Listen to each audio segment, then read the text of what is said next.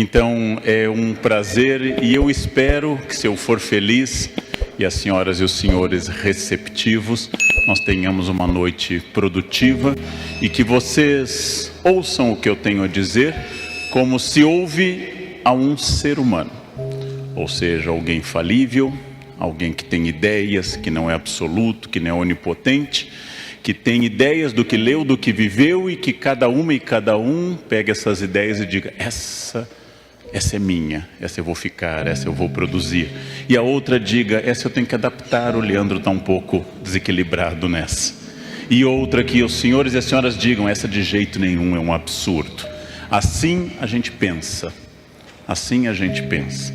Não existe obediência cega, não existe fidelidade absoluta a nenhum ser humano, a nenhuma pessoa que tem suas características. Assim nós devemos sempre pensar em relação às coisas. Vivemos um momento atípico. Aqui há muitos jovens que nunca tinham vivido uma crise tão profunda. Mas acreditem no tio, já houve várias. Ouçam o tio, já houve outras crises. Eu tenho uma experiência de 35 anos de magistério. Sou tão antigo que dei aulas de moral e cívica e USPB. Para os senhores terem uma ideia. Alguns aqui devem ter tido aula de moral e cívica USPB. Eu dei aula de moral e cívica USPB. Sei todos os hinos, a letra de todos os hinos, bandeira, república e assim por diante. A crise atual é importante, a crise é significativa, mas é muito importante dizer que o grosso da crise econômica começou a passar, o grosso da crise econômica está se afastando, mas a crise moral e a crise ética ainda é muito intensa.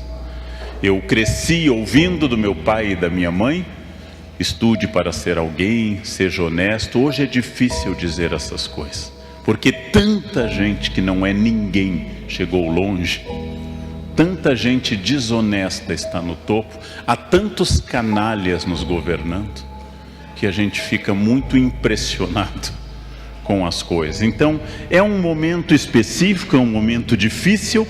A crise está terminando, mas o quadro político está instável e, infelizmente, devo profetizar, o ano que vem não será fácil. Teremos eleições, a polarização vai continuar, o Face e as outras redes sociais vão continuar sendo uma arena de luta em que todas as opiniões são atacadas. E aí eu começo dando um primeiro conselho que não é filosófico nem histórico. Eu dou um conselho absolutamente da minha avó, uma imigrante alemã que passou a vida inteira quase no Brasil. Não toquem tambor para maluco dançar. Não toquem tambor para maluco dançar. Quando alguém começar a berrar, a adjetivar com os olhos irritados, vão se afastando lentamente, concordem, tenham reações bovinas, e saiam correndo, Não discutam com pessoas perturbadas, não discutam com pessoas perturbadas, é perda de tempo, perda absoluta de tempo. Então, nesse quadro político instável, de ódios, evitem o ódio, não cultivem o ódio. O ódio vem às pessoas, não compartilhem. Há um conselho que eu ouvi na Ásia de um budista que dizia: o ódio é um veneno que só funciona se você beber. Se você precisa aceitar o ódio do outro. Afastem-se disso, porque tem tanta gente interessante, tem tanta gente desafiadora, que as nossas dúvidas têm que ser de várias ordens. Nossas dúvidas são lícitas, são boas, mas nossas dúvidas não podem ser longe da ética, não podem ser longe de princípios. E como eu digo aos jovens professores que eu formo na Unicamp, um conselho que eu escrevi no livro Conversa com um Jovem Professor: é muito importante que em uma sala de aula exista ao menos um adulto. É bom que esse adulto seja o professor. É muito importante que num ambiente, por mais que tenha gente brigando, destruindo e gritando, que eu redobre a minha capacidade de ser pacífico. Esse é o primeiro ponto no momento que nós estamos vivendo. O mundo está em transformação. Essa transformação sempre ocorreu, mas ela se acelerou. Quando meu pai se formou em Direito em 59 na Universidade Federal de Porto Alegre, ele nunca mais fez outro curso de atualização. Ele nunca fez MBA, ele nunca foi em busca de outro curso, porque naquela época as pessoas se formavam e assim ficava. O tempo era um tempo repetitivo. Hoje isso não é mais verdade. Hoje, se você já está formado, tem necessidade de mais cursos, de mais atualização. Aquela época passou. A velocidade da transformação está tão grande. Darei exemplos do que seria uma espécie de filosofia de um grego chamado Heráclito, que confiava e dizia que tudo era movimento, pantarrei em grego, tudo move, tudo se move, tudo se transforma, todas as coisas se transformam. Por exemplo, os celulares que as senhoras e os senhores têm nas mãos, eles são a síntese de toda a memória da humanidade. Todas as coisas que nós já produzimos como espécie humana estão lá. Todas as poesias, todas as obras de arte, todas as músicas estão ao nosso alcance. Isso é uma revolução. Isso é uma radicalização da revolução de Gutenberg. Isso é a radicalização da imprensa. Nós capilarizamos, atomizamos o conhecimento. Quando eu era criança, os jovens não têm ideia disso. A professora mandava a gente pesquisar, a gente ia à Barça, Enciclopédia Barça, e copiava. Só tinha essa fonte. Nas famílias muito ricas havia britânica, mas só tinha essa fonte. O conhecimento estava em bibliotecas. O conhecimento estava reservado em bibliotecas. Hoje, cada vez mais, ele está, para o bem e para o mal, atomizado. As escolas têm que ser revolucionadas. E elas ainda, digo isso como professor, elas ainda não notaram a revolução, que é ter uma memória em HD externo. Uma memória externa a nós. Essa transformação também atinge um fato importante. A maior empresa de transporte urbanos do planeta não tem um único carro. Ela é um aplicativo na nuvem. E se você não sabe o que é nuvem, você tem diploma de datilografia. Isso é uma característica. Você não sabe o que é nuvem, pensa em nuvem e acha que é um fenômeno meteorológico, você tem diploma de datilografia e fez o SPB na escola. Mais uma mudança importante para a gente registrar: a maior empresa de hospedagem do planeta, Airbnb, não tem um único hotel.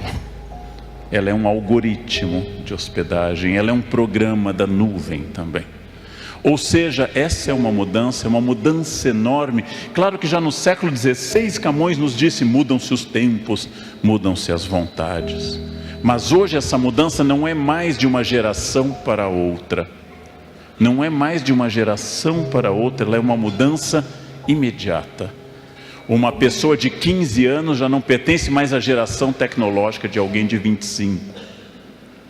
Ora, tudo isso, claro que assusta mais quem nasceu antes. E eu vou lembrar que nós temos 3 grandes etapas de valor na história humana. A primeira etapa, que nos dominou desde a pré-história, foi a força física. Era o guerreiro mais forte que dominava a tribo, que tinha valor como líder. Essa força física foi substituída pela força do capital. Quem é mais rico manda na sociedade. Não preciso mais ser o mais forte, basta ter mais dinheiro. Chegou a hora do velhinho gostoso e rico. Não precisa mais ser o mais forte. Eu posso ser o Neymar e serei lindo, desde que o dinheiro e a fama me acompanhem. Esse é um novo critério. É claro que força física ainda conta, é claro que dinheiro é fundamental, mas nós temos uma terceira etapa, e essa pouca gente se deu conta.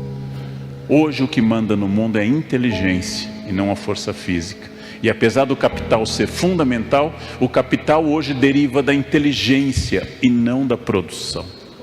Não é mais o dono da usina siderúrgica, não é mais o montador de automóveis que é o milionário, mas é o fundador do Facebook, de um programa. É o fundador do Google e assim por diante. São essas pessoas que hoje são responsáveis pela maior circulação de capital no mundo. Não tem mais sentido a memória, como me educaram. Quando eu era criança, decorávamos que o Brasil tinha 8.511.965 quilômetros quadrados. Nossas professoras, eu fiz um colégio interiorano, católico alemão no Rio Grande do Sul, ficavam felizes que nós soubéssemos que o Novo Testamento tinha 27 livros, 4 evangelhos, 1 Atos dos Apóstolos, 14 cartas de Paulo, um conjunto de cartas católicas e um Apocalipse. E aí nós tínhamos uma fé sólida, porque nós tínhamos memória. E essa memória, ela é importante. A memória é uma coisa importante, porém, o que hoje determina não é a memória, a primeira instância da inteligência, mas o que eu crio a partir da memória, que é a inteligência. Antes era culto, quem soubesse que a capital da Mongólia era Ulaanbaatar, o do Nepal era Katmandu, quem soubesse que Lagos era a maior cidade da Nigéria, que o rio Congo era o único rio que atravessava o Equador 2 vezes. Nossa, que pessoa culta. Hoje isso está no Google. Isso está no Google, você não precisa mais decorar isso. Você decora se quiser, mas hoje a inteligência nos libertou da memória. E isso é fundamental. Memória entendida na filosofia clássica como uma das instâncias da alma para Aristóteles. Memória entendida como um dom do Espírito Santo. Memória entendida como uma série de valores, mas hoje apenas o primeiro passo para a criação, para a inteligência. Para aquilo que você pode fazer como iniciativa e criatividade. E isso é muito importante, porque isso vai revolucionar a maneira de eu ensinar crianças e jovens. Ou seja, não mais para repetição, não mais para o padrão, mas para a criação. Se eu quiser que eles sejam cada vez mais pessoas que possam se adaptar à mudança. E é difícil. E por que é difícil eu me adaptar à mudança? Porque o primeiro limite é aquilo que eu, mais velho, valorizo, que é a tradição. Ora, por que é que o cérebro humano valoriza a tradição? Porque o cérebro humano é uma máquina eficaz, que gosta de economizar energia. E a economia dessa energia é fundamental, porque ela significa que o cérebro não quer fazer ações desnecessárias. O cérebro é uma máquina eficaz. Sempre foi assim. Assim foi desde o começo. Ora, era muito interessante quando eu questionava, eu fiz música também, uma professora que nos dava, por exemplo, canto gregoriano, uma velha senhora, uma freira alemã, que dizia, você tem que aprender o modo frígio, você tem que aprender o modo dórico, você tem que aprender a ler em clave de dó. E a gente, mas por que, irmã Heloísa? Porque quando vocês ensinarem, vocês saberão. Ou seja, ensinar era o sistema que auto-justificava o que havia antes. E isso é uma coisa interessante, porque a tradição vem ao lado de um mecanismo fundamental, que foi colocado na espécie humana como uma forma de sobrevivência, que é o medo. O medo é prudente. O medo pode ser uma virtude que impede, segundo Aristóteles, o exagero. Ou seja, impede a temeridade, já que o equilíbrio é uma virtude aristotélica. Porém, quando o medo nos domina, ele se chama covardia. Eu valorizo muito um aluno que no doutorado vai fazer um seminário, como fizeram terça-feira, sobre a obra que eu estou analisando, e aí ele tem medo, ele treme, mas ele enfrenta e faz. Eu valorizo muito quem domina seus medos, quem tem medo de voar e voa, quem tem medo de casar e casa. Eu valorizo quem enfrenta o medo. Mas veja, nós, seres humanos, somos descendentes de covardes. Quando nossos ancestrais chegaram à porta da caverna, uns disseram, vão na frente, vamos ver se no fundo da caverna há animais. Os que foram na frente morreram. Os que ficaram na porta da caverna prudentemente ou com medo são nossos ancestrais. Nós somos descendentes de pessoas prudentes. Bem, o excesso de medo, o medo dominando, chama-se covardia. A genética é uma coisa importante. Há pouco, num debate para um livro, uma autoridade me disse, talvez a gente tenha apenas 5% de liberdade, o resto é genética. Eu não sei o número exato, eu não tenho capacidade de pensar nesse número, porém, 5% é bastante. As abelhas têm 0. As abelhas são exclusivamente guiadas pela genética. Nenhuma abelha amanhece republicana. Nenhuma abelha diz, vamos derrubar essa rainha que não faz nada. Nenhum leão pode se tornar vegano. Ele não pode amanhecer, chega de maltratar as zebras, vamos sentar na selva em plena harmonia comendo queijo tofu. Não é permitido ao leão isso. Não é permitido ao leão isso. Os seres animais tidos como irracionais seguem um código genético. Nós somos livres. O livre-arbítrio é uma profunda característica da humanidade. Pensei nisso de uma forma trágica. Eu vou a São Paulo, à Sala São Paulo, escutar concertos quase toda semana, e para isso eu atravesso uma tragédia humana, que é a Cracolândia. É uma tragédia humana. Seres humanos iguais a mim, dignidade e direitos, um dia foram lá. Um dia olharam para aquelas pessoas que abriram mão do seu livre-arbítrio e abriram mão voluntariamente da sua dignidade. Compraram uma pedra de crack, fumaram e se destruíram. Esse é o grau mais radical de liberdade humana. Ou seja, eu sou livre inclusive para me destruir. Infelizmente, tudo aquilo que seja um vício reduz minha liberdade. Drogas, álcool, Netflix, tudo que for um vício reduz minha liberdade. Cria um hábito. O hábito, diz Aristóteles, é uma segunda natureza.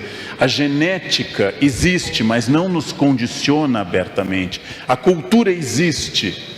Eu estou inserido dentro de uma cultura. Para mim, que tenho ancestrais camponeses, acordar de madrugada é muito fácil. Eu desperto todos os dias às 4 horas da manhã, sem nenhum problema. Isso é típico de sangue camponês, não? Ou de algum problema de insônia. Mas eu, casualmente, acordo com facilidade. Eu tenho grande facilidade de acordar. Faz parte da cultura. Meu avô dizia: o sol não deve encontrar ninguém honesto na cama. É uma coisa que vem sempre. A cultura é importante. A cultura é importante. Eu já soube de pessoas que dormem até às 6 da manhã, mas eu acho que são pessoas atacadas da preguiça, né? Pessoas atacadas disso. É uma questão cultural. E também o meu comportamento, eu vou perguntar como eu passo a um estágio seguinte, numa sociedade que exige que eu, Leandro, e cada um e cada uma que está aqui, cada pessoa aqui faça algo diferente. Como eu consigo isso? De que forma eu consigo isso? Bem, essa é uma questão importante. Lendo neurocientistas, eu fui iluminado por um conhecimento que até então eu não tinha, e lendo grandes autores neurocientistas, como o professor Antônio Damasio, português, Suzana Herculano Holtz, brasileira, eles foram indicando que os neurônios, quando produzem um hábito, como, por exemplo, acordar às 4 da manhã, ou comer algo, ou dizer uma saudação ritual, não apenas um neurônio encosta no outro com impulso elétrico, como sabemos, mas cria uma ligação biológica. Dessa forma, o neurônio acaba ficando ligado ao outro através do hábito, e toda vez que eu repito aquele hábito, é muito bom para o meu corpo. Ele vai gastar menos energia. A vida tomada de hábitos, a vida tomada de repetições sistemáticas, é uma vida profundamente econômica de energia. Ora, por que eu, Leandro, gosto de pinhão? Pinhão não tem gosto de nada, tem gosto do sal que eu coloco na água.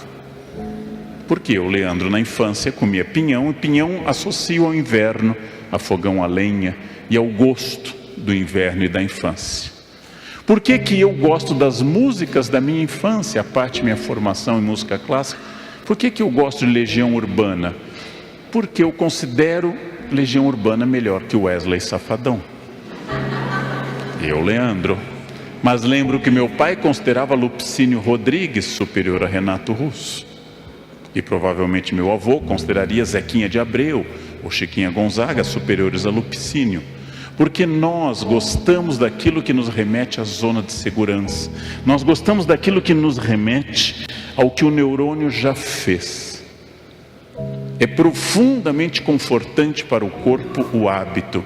Quem acorda sempre na mesma hora, quem deita sempre na mesma hora, quem come sempre na mesma hora, quem come mais ou menos as mesmas coisas, quem faz mais ou menos as mesmas coisas, produz sobre o corpo e sobre o cérebro um efeito bastante profundo de método, de ordem. E o neurônio gosta disso. E nós nos inserimos nessa ordem. Ora, essa ordem não é boa nem ruim, apenas ela é uma ordem. E ela é absolutamente biológica e produz a zona de conforto. Por um lado, a zona de conforto me acalma. Por outro lado, a zona de conforto não exige de mim o melhor que eu possa dar. Por um lado, a repetição sistemática me tranquiliza, mas com ela eu não produzo mais do que eu possa produzir. Apenas a crise, a inconstância, apenas o problema é que faz com que eu acabe produzindo mais. Qualquer médico pode ser excelente profissional se atender uma paciente num ambiente muito luxuoso, sem problemas graves. É preciso ser um grande médico para atender num pronto-socorro de uma grande cidade, numa madrugada de festas. Qualquer professor dá aula para 5 pessoas numa sala com ar-condicionado. É preciso ser um grande mestre para ter um 6º ano, numa tarde de novembro, depois de um feriado, antes da aula de educação física ou depois da aula de educação física. Quem é capaz de dar aula para 45 pessoas e ainda amar essas crianças, é um gesto épico, de dedicação. Exatamente a crise, é a crise que revela as pessoas, a crise que transforma as pessoas, a crise que me tira da zona de conforto, é a crise que faz com que eu saia de uma região repetitiva. O conselho da minha avó, já citada, era para ficar na zona de conforto. Ela dizia às mulheres da família: seu marido ronca, não separe, o próximo pode bater. Fique com esse, né? Não era só o zelo católico pela fidelidade do sacramento, mas uma observação prática de vida, né? E seu chefe é ruim, seu superior é ruim, é um ruim conhecido, o outro pode ser pior. Então fica essa questão do ousar e do repetir. É claro que a perspectiva, o afastamento para eu ter uma distância em relação às coisas, ela é fundamental. Mas saibam, tudo aquilo que me tranquiliza, tudo aquilo que me leva para a minha região de conforto, me afasta do sucesso. O sucesso eu não estou entendendo aqui como ganhar dinheiro, pode ser. Sucesso eu estou entendendo o intelectual, sucesso eu estou entendendo o empreendedor, sucesso eu estou entendendo a dona de casa, sucesso eu estou entendendo o religioso que tem objetivos e quer atingir o seu sucesso, perfeição da alma, acúmulo de dinheiro, cuidados com a família, seja o que for. Tudo aquilo que me tranquiliza me afasta do sucesso. Tudo aquilo que me deixa bem me afasta do bem e do desafio. Por isso que todos querem o sucesso, mas eu não sei qual a escolha certa. Todos querem o sucesso, mas a escolha certa ela é sempre complicada, porque eu tenho que pensar quando é que chega esse momento, e aí eu vou avançar de Aristóteles para Agostinho, quando é que chega esse momento chamado futuro.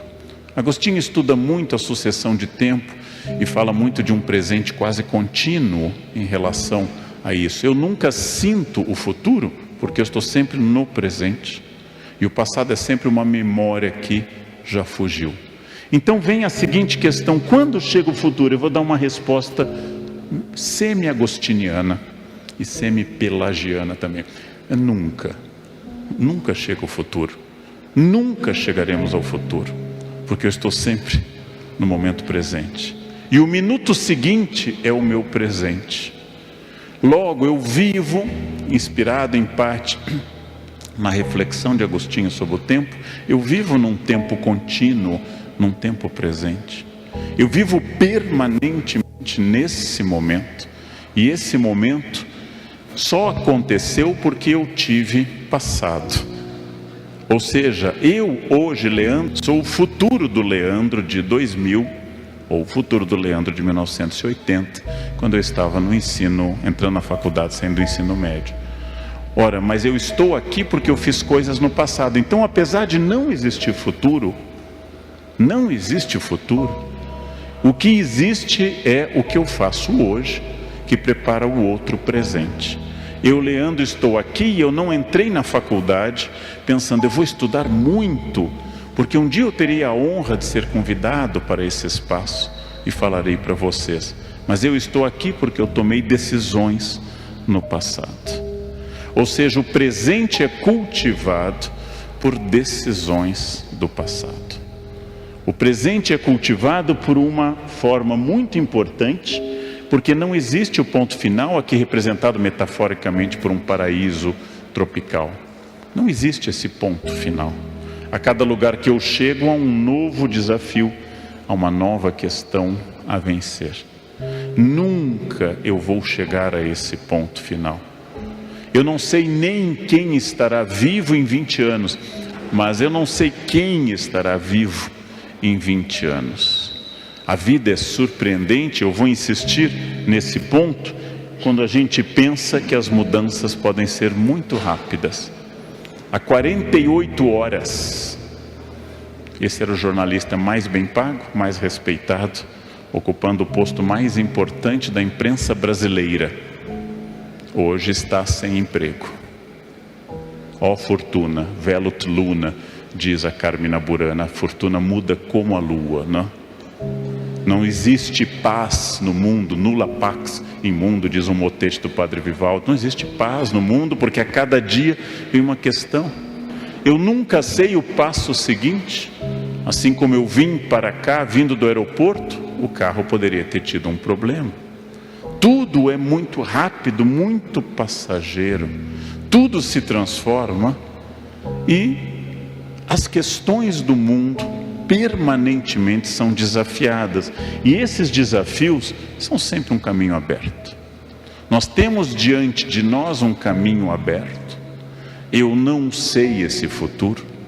Eu tenho apenas a capacidade de planejar o presente, mas voltando à noção agostiniana, capítulos passado, presente e futuro, o futuro é quase esvanecido, quase desaparecendo. Porém, eu vou substituir essas palavras agostinianas por palavras contemporâneas. Por passado eu entendo a experiência que trouxe cada uma e cada um até essa noite. Por presente eu entendo a ação de estar aqui. Quantas pessoas caminhando através da cidade eu vi estavam em bares. Vocês estão em uma palestra, ou seja, essa é uma ação. O que for decidido internamente por cada um vai marcar o presente de amanhã, ou seja, o dia de amanhã, que será o seu futuro. E essa antecipação que os gregos chamam de strato-agos, o estratego, é a antecipação chamada estratégia. Estratégia é a capacidade de eu me antecipar. É uma virtude que começa com a infância a crescer, mas nenhuma criança é estratégica. Nenhuma criança jamais disse à mãe, coloque um casaquinho, porque o tempo pode virar. Isso é um pensamento que a gente só tem na terceira idade. À medida que envelhecemos, a bolsa vai sendo munida de remédio, casaquinho, guarda-chuva, papel higiênico. Quanto mais envelhecemos, mais vamos ficando estratégicos. Porque nós sabemos, diz o Hamlet, que a consciência nos torna covardes. Nós sabemos que é importante estar preparado. Estratégia é a capacidade de eu me antecipar. Estratégia é tipicamente humana, é a capacidade de pensar o que pode acontecer e me preparar para isso. O termo militar grego, estratego, acabou se tornando um termo empresarial contemporâneo. Há uma estratégia, e essa estratégia ela é muito importante. E lembrem-se, o erro é parte da espécie humana. Não há ser humano que não erre. Quem não erra não é humano. O humano é errado. Só temos dois tipos de erros: os fatais e os não fatais. Os fatais não precisam ser analisados, os não fatais precisam. Os italianos dizem, eu gosto muito, não há cogumelos não comestíveis. Todo cogumelo é comestível, alguns apenas uma vez. apenas uma vez. Depois você não comerá de novo. Quando eu quero explicar aos meus alunos literariamente, dentro da tradição cultural do Ocidente, eu lembro a eles que a primeira empresa do planeta Terra, na nossa tradição judaico-cristã, foi a empresa Éden Limitada. O fundador tinha um currículo impressionante. Deus, inatacável. Criou uma empresa perfeita e contratou 2 funcionários locais, feitos ali, treinados no RH dali, nada de gente de fora, barro e costela local. Colocou, fez uma semana de ética e disse: só tem uma regra aqui, gente, vamos lá, colaborem, só não pode comer uma fruta, o resto pode tudo, o tempo todo. É a família perfeita, Adam, em hebraico homem, a família perfeita, Eva, a companheira, não tem sogra, não tem nora, não tem genro, não tem cunhado, não tem horário, não tem roupa, inocência total, o dia inteiro felizes num local perfeito entre rios. Só uma regra, nosso mundo é cheio de regras, só tinha uma regra. O dono se afastou, foram direto infringir a regra. Fundada a sociedade humana, enquanto Adão e Eva estavam inocentes, não havia tempo, não havia velhice. No momento que eles pecaram e envelheceram e conheceram a doença, a morte e a dor, começa a história. Expulsos por justa causa, vão para a terra, começam a plantar, têm filhos. Adão e Eva geram Caim e Abel. Caim matou Abel, como vocês sabem. Primeira família humana, resultado, 4 pessoas, os mais próximos de Deus, os mais longevos. Adão viveu 930 anos. Os mais longevos, 2 pecadores, 1 assassino e 1 cadáver. Essa é a primeira família humana, gente. Muito mais próxima de Deus do que a nossa. A nossa tem muito mais problemas do que essa, não? E não deu certo. Não deu certo. Aí começa tudo de novo, começam mais filhos, etc. Aí vem o dilúvio. Ou seja, tudo sempre, permanentemente, nós convivemos com o erro. Errar é humano, errar é humano, errar é humano. Nós erramos o tempo todo. Nós erramos constantemente. E esse é um exercício para eu aprender que de cada erro deriva uma possibilidade de acerto. Façam o aprendizado. Façam esse aprendizado. Cada erro é uma indicação estratégica que você não é perfeito. Cada erro fere o meu orgulho, fere a minha vaidade, o primeiro pecado capital, fere aquilo que me torna soberbo. Cada erro mostra, você se acha muito, perceba que aquilo que você faz diariamente, desde que nasceu, desde que você tinha 11 a 14 meses, que é andar, você tropeça. Hoje, tenho 54 anos e tropeço. E eu treino isso diariamente há 53 anos. É uma lembrança permanente. Você é humano, você nunca atingirá a perfeição. Não se vanglorie, não fique soberbo, porque tudo que te protege te sufoca. Usando a metáfora da gestação, do embrião da galinha, do pinto no ovo. Se até o 21º dia, terceira semana, o pinto romper o ovo, ele morre. Se a partir da terceira semana ele não romper, ele também morre. Toda vez que eu protejo demais um filho, um aluno, um subordinado, eu o torno limitado. Todas as vezes. Não há fórmula mais clara para tornar alguém imbecil do que mimá-lo. Quando eu mimo alguém, eu reduzo a sua humanidade. Ou seja, tudo que me protege também impede que eu saia da zona de conforto. Vamos dar agora um princípio mais psicológico e filosófico. Por que a estratégia é difícil? Ora, eu sei que se eu comer o doce, o donut, que aqui está, eu vou ser feliz agora. E se eu não comer, eu vou ser feliz no futuro. Se eu comer o doce, eu vou ter 1 minuto de prazer na boca. E o resto da vida estará na minha barriga ou no meu quadril. O resto da vida. Eu tenho opção entre 2 caminhos. O prazer imediato ou o prazer estratégico de médio e longo prazo.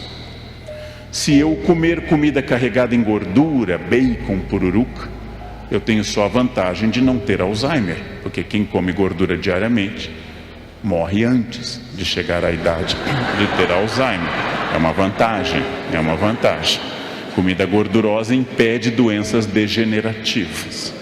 Você passa para outra aos 35 no máximo. Bem, eu tenho que tomar decisões a todo instante. Acontece que o prazer de ficar na cama para alguns, ele é imediato. E ter que fazer alguma coisa, ir para a escola, estudar, produzir, rezar, é um prazer que vai no momento seguinte. Então nós temos que optar entre dois prazeres, e isso vem a pergunta: como eu saio dessa acomodação? Como é que eu quebro a tendência cerebral, cultural, de seguir o que é mais fácil, de seguir o que é mais prático, seguir o que é mais agradável ao cérebro? Isso é uma questão importante. Em primeiro lugar, eu tenho que entender que eu sou protagonista. Em primeiro lugar, eu tenho que entender, analisando a vida de grandes pessoas, intelectuais, militares, estadistas, místicos, que eu sou protagonista. Em toda a história, nós estamos tomados por dezenas de milhares de exemplos de protagonismo. Pessoas que saíram da sua zona de conforto e implantaram uma mudança extraordinária. Gente como Machado de Assis, mulato, epilético, filho de uma mulher muito pobre, e que de repente decide ser o maior escritor da língua portuguesa. Nada na sua biografia indicava isso. Havia uma donzela, analfabeta, sem formação, no interior da França. Ela teve uma ideia: eu vou até o rei da França e vou libertar o país. É Joana d'Arc. Esses protagonismos são excepcionais nesses casos, mas eles são cotidianos, de pessoas que superam crises, que têm essa consciência profunda de olhar além do horizonte, além do ambiente imediato, além das coisas limitadoras do momento. Esse protagonismo, ele é fundamental em qualquer campo que vocês atuem. Sonhar mais. Disse um publicitário em São Paulo, Nizanguanais: você deve sempre querer ser Alexandre o Grande, nunca Alexandre o Médio. Você não deve mirar no médio, porque você vai ser menos. Você deve mirar alto. Você deve mirar alto. Você deve aspirar a mais. Você deve tentar cada vez mais através de uma racionalidade estratégica. Nós podemos muito mais do que nós fazemos. As pessoas me perguntam, eu tendo a ser irônico na resposta, elas me perguntam: Leandro, como é que você consegue ler tanto? É complexo, mas eu vou revelar o segredo. Para ler tanto, o segredo é: senta, abre o livro e lê. Pronto. E quando termina, pega outro livro. Como é que você consegue acordar assim? Toca o celular, eu abro os olhos, eu levanto e começo o meu dia. É isso. Nossa, eu não sei como é que você consegue fazer isso. Fazendo. Agora, uma coisa importante para dizer: quando eu era muito jovem, graças à influência do meu pai, comecei a estudar francês e outras línguas. Depois fui para a Aliança Francesa, depois juntei um dinheirinho, passei uma parte da minha vida na França. Aí eu recebo um professor, traduzo, faço qualquer coisa, e eu ouço de um colega: nossa, Leandro, você tem muito jeito com línguas. Eu não tenho jeito nenhum. Eu não ganhei o dom das línguas. Nunca baixou uma tocha na minha cabeça e eu passei a falar línguas. Cada língua foram anos de sacrifício e saiu. E aí eu entendi uma coisa que eu digo com certa alegria e certa dor: sorte, jeito, talento é o nome que o vagabundo dá ao esforço que ele não faz.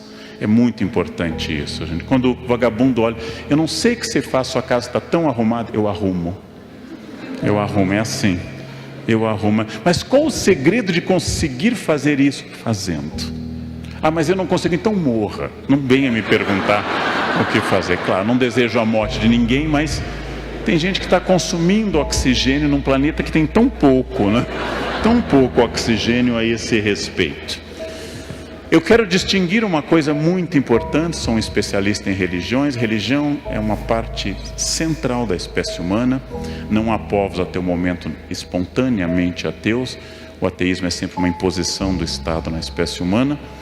A religião é central na nossa espécie, mas eu quero distinguir da magia, associação de poderes a objetos materiais, a magia.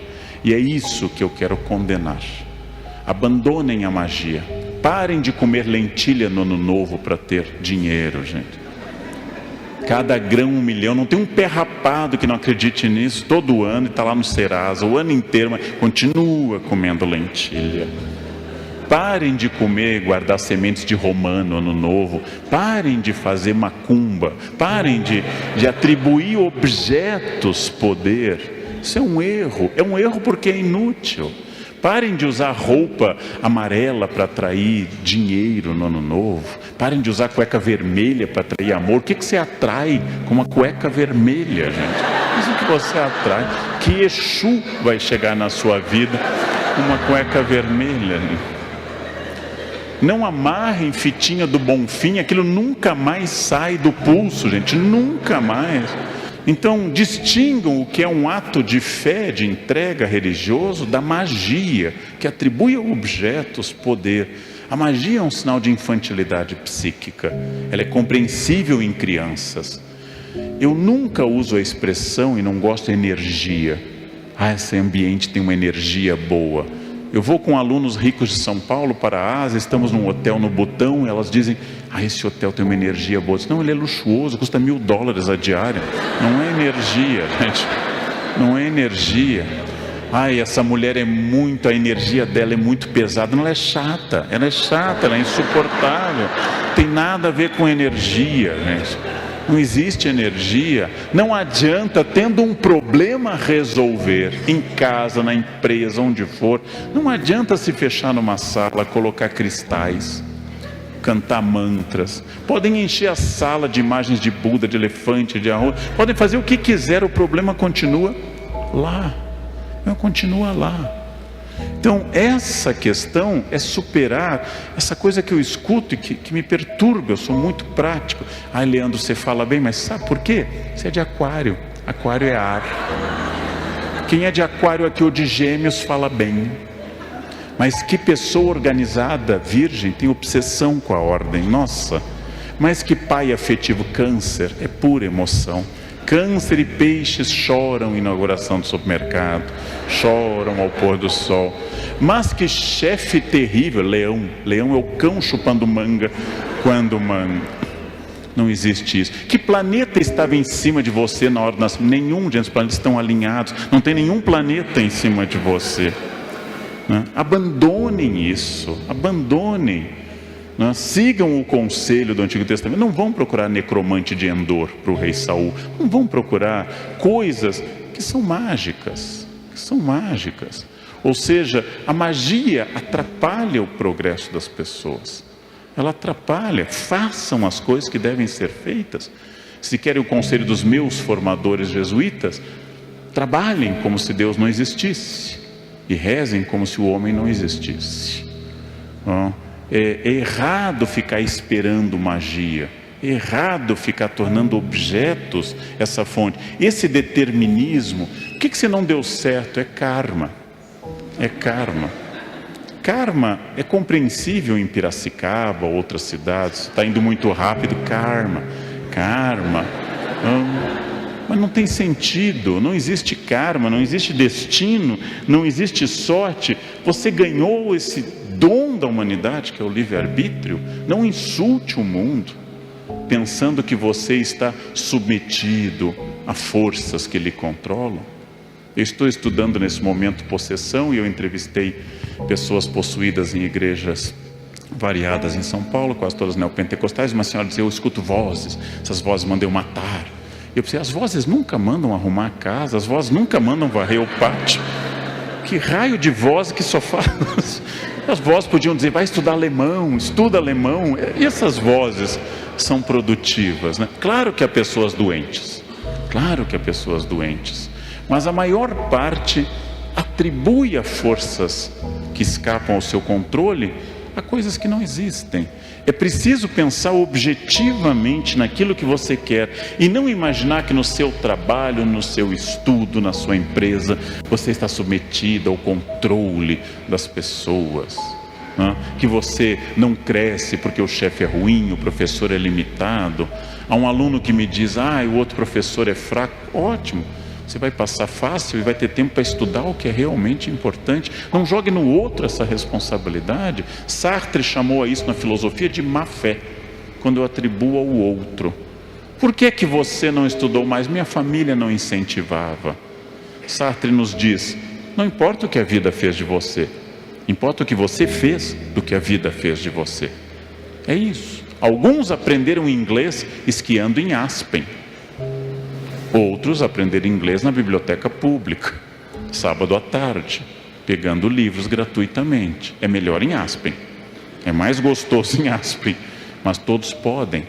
Todos podem. Essa é uma questão importante. O custo disso, eu insisto, é o esforço.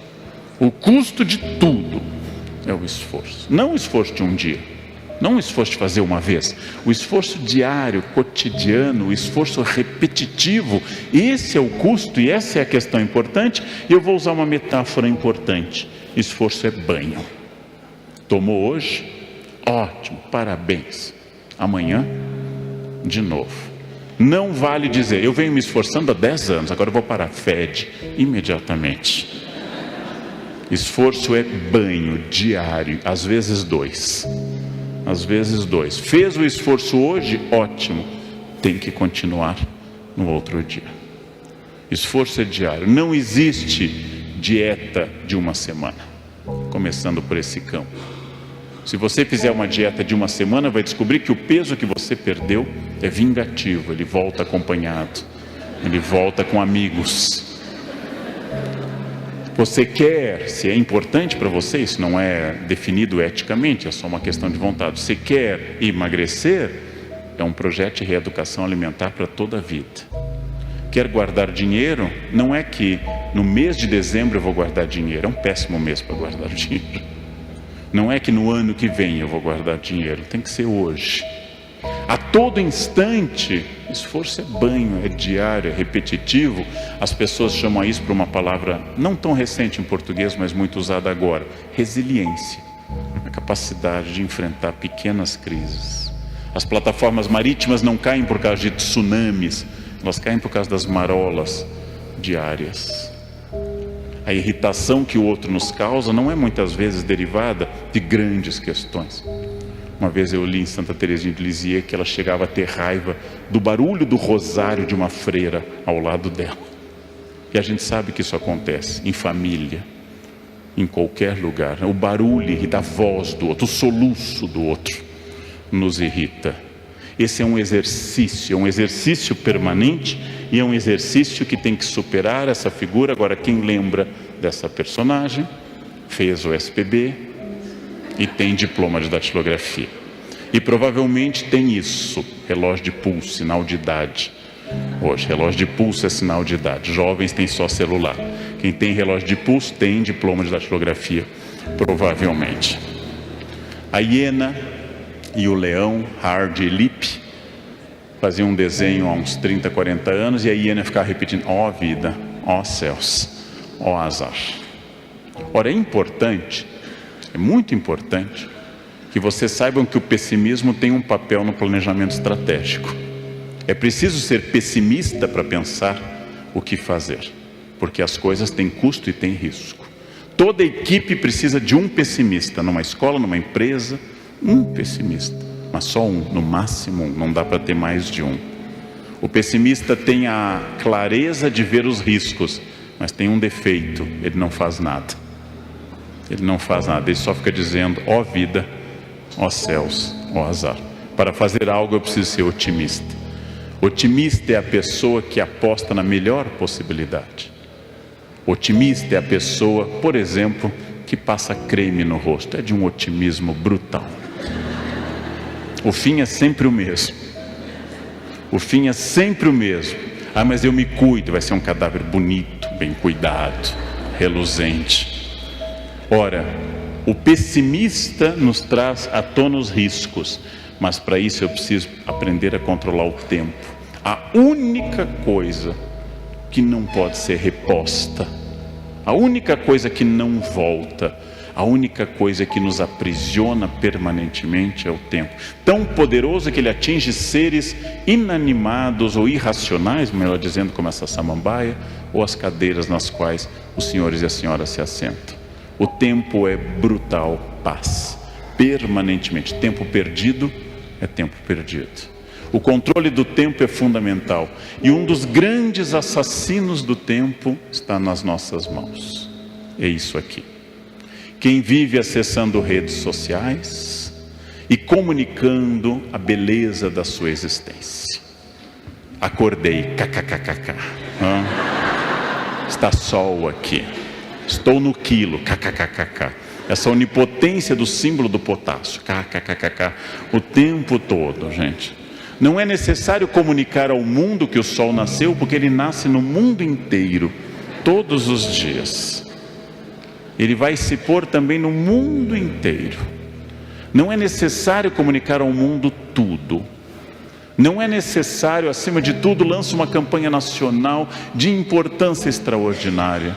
E eu sei que vocês vão gostar da campanha que eu falo no Brasil inteiro, pelo fim do bom dia em grupo de WhatsApp. Pelo fim desse bom dia. Não respondam essas pessoas que dizem bom dia no grupo. E se insistirem, bloqueiem essas pessoas. Elas são enviados de Satanás para acabar com o tempo de vocês, gente. Não cedam a isso. Não cedam a isso. Insistam no aproveitamento. O que é aproveitar o tempo? É trabalhar sem cessar? Não, isso é uma pessoa também obcecada. Aproveitar o tempo é quando estiverem lendo, leiam. Quando estiverem relaxando, relaxem. Quando estiverem comendo, comam. Quando estiverem rezando, brincando, educando filhos, ensinando, façam isso. Não estejam em outro lugar. Quando dormirem, durmam. Não fiquem fazendo todas as coisas ao mesmo tempo. É isso, foco. Foco para controlar o tempo. Capacidade de resistir a um mundo líquido, segundo a expressão do sociólogo polonês e inglês Zygmunt Bauman, um mundo em que tudo está fora de foco. Um mundo em que tudo está sendo feito ao mesmo tempo, permanentemente. Um mundo que as pessoas arriscam a vida no trânsito para digitarem ao celular. Isso é uma patologia inacreditável. Em que alguém se arrisca a morrer, matar ou ficar tetraplégico para responder, estou aqui, kkkk. Imaginem uma coisa dessas, né? Restaurem a racionalidade e controlem o maior inimigo de todos nós, que é o nosso narciso. É uma das questões mais importantes. Somos profundamente vaidosos. Somos profundamente narcisistas. Somos profundamente atacados pela experiência da nossa valorização. Há quase 5 anos eu gravei um café filosófico sobre a vaidade e contei uma história que Flaubert, o escritor francês do 19, recriava e inventava sobre Santo Antão, o mais famoso ser da história tentado pelo demônio. Antão resistiu durante 80 anos às investidas diárias do demônio e foi alvo de muita história da arte. Bosch pintou, Dalí, Salvador Dalí, muita gente pintou as tentações de Santo Antão. Antão resistiu bravamente a todas as tentações. E segundo Flaubert, não segundo a legenda áurea, segundo Flaubert, já muito idoso, o demônio desistiu de Antão. Não dá, chega, é demais. Você resistiu a tudo. O demônio se retirou e disse, primeira vez que um ser humano me vence. Antão se ajoelhou e disse, agora eu me tornei um santo. O demônio sorriu e voltou. Antão havia resistido a tudo, menos a vaidade. Contei no livro Pecar e Perdoar uma história tirada dos Fioretti de São Francisco, as florezinhas, no qual Francisco, no fim da vida, quase 40 anos, está deprimido. Porque havia feito uma ordem extraordinária que crescia, baseada na pobreza, e ainda na vida dele, os monges os frades, começaram a acumular bens, começaram a ter bibliotecas, a terem brigas por bens. Aí Francisco, mas para que serviu tudo que eu fiz? Se os meus seguidores ainda na minha vida já estão destruindo o que eu fiz. Então ele vai se entrevistar com sua amiga caríssima Clara. E Clara diz: sabe qual é o problema, Francisco? Você ainda não é pobre. Mas como se ele só tinha um hábito, como se ele andava de pés descalços, como se ele dormia no chão, como se ele maltratava tanto o corpo com jejuns que teve que pedir desculpa ao corpo antes de morrer. Desculpa, irmão corpo, pelos jejuns e penitências. A Clara disse: você ainda é apegado à sua obra e à continuidade dela, você ainda acha que ela lhe pertence. Francisco entendeu, enfim, que o máximo que eu posso fazer é o máximo.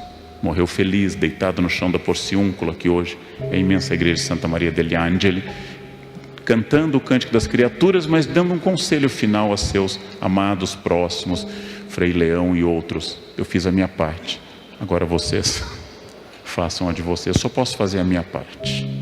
É vaidade querer controlar, é muita vaidade querer controlar tudo. Uma vez eu dei uma palestra há mais de 20 anos para um grupo enorme de professores do então ensino de primeiro grau, hoje fundamental, e uma professora religiosa me disse: professor, eu faço tudo isso que o senhor diz, mas meus alunos não prestam atenção em mim. Então contei uma história a ela para animá-la. Imagine, professora, Jesus como professor, 12 alunos, a senhora tinha quantos? Eu tenho 50. Jesus está em vantagem. Ele tem homens adultos que decidiram segui-lo, a senhora tem crianças que foram colocadas à força na sua sala. As aulas de Jesus são melhores que as suas.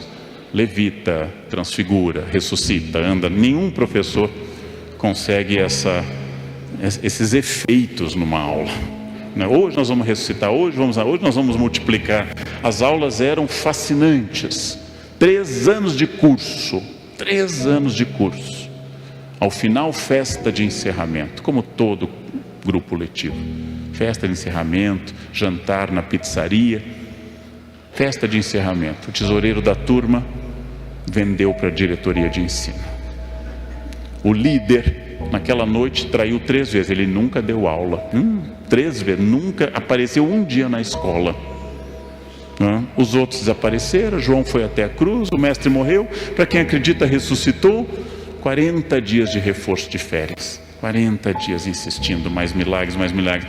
E ao final Pedro faz a pergunta linda: Senhor, é agora que vai restaurar o reino de Israel? Ou seja, não entendeu nada. 3 anos de curso e a capivara não captou uma única coisa. Eu perguntei, aí ele desistiu, foi embora, mandou um reforço escolar com o Espírito Santo, mas ele disse: chega, né? Chega, agora se virem. Vejam, eu perguntei à professora: a senhora acha que a senhora é mais que Jesus? Não, então faça o máximo. O máximo é o possível que eu posso fazer. O máximo é o possível. Cabe às pessoas aceitarem ou não, controlando a minha vaidade, escolhendo quais as lutas adequadas. Trânsito nunca é uma boa luta, mesmo quando eu estou correto. Luta contra o racismo é uma excelente luta, é uma parte da minha existência. Racismo é um mal terrível, é uma doença, é um desvio de caráter, é uma quebra da ética, além de ser um ato criminoso inafiançável. Essa é uma luta boa. Proteger crianças, proteger mulheres da violência, isso são lutas. Trânsito, futebol, é absolutamente inútil, gente. Escolham as lutas são poucas, e sigam essa tradição para decidir sobre coisas. Ouçam muito, reflitam e hajam. Ouvir mais do que falar, refletir antes de agir. O silêncio é fundamental. O silêncio é fundamental. Isso é muito importante para que eu possa agir num mundo que fala muito e que embola a ação estratégica. Ninguém mais escuta ninguém. Façam o teste. Ao voltarem a casa hoje, digam à pessoa que lá ficou: eu estou cansado. O que os senhores e as senhoras ouvirão? Quem está casado há mais de 12 horas sabe. Eu estou cansado. O que eu escuto em casa? Eu também. Eu acordei às 4, acordei às 13. Eu tenho uma dor de cabeça, eu tenho um tumor. É uma concorrência permanente. Ninguém ouve ninguém. Estamos loucos para falar a nossa opinião sempre. Então, ouvir para que essa ação estratégica. Lembrem, as escolhas são livres, insisti nisso desde o início, as consequências são obrigatórias.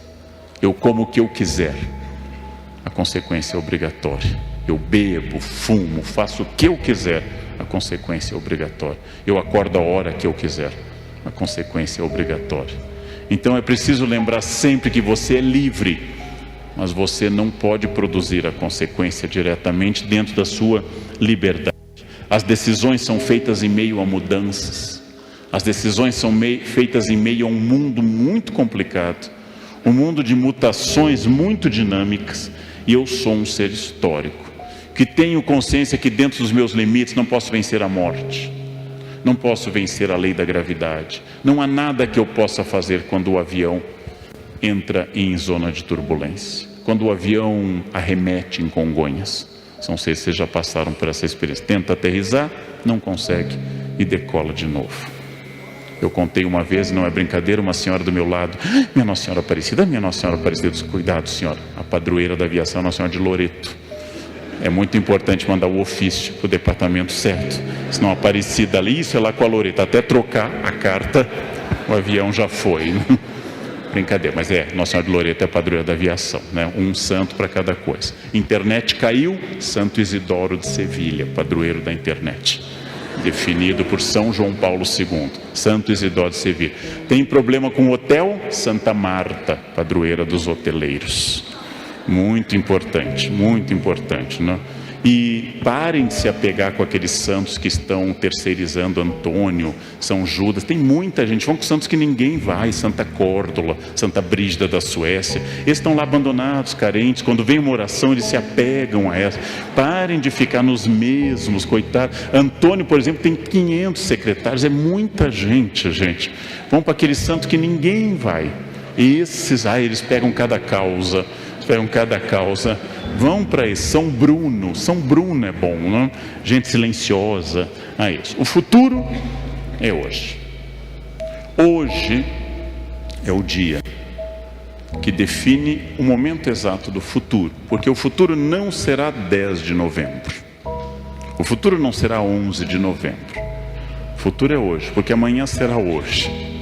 As decisões tomadas aqui nessa noite vão marcar as senhoras e os senhores para o resto da existência.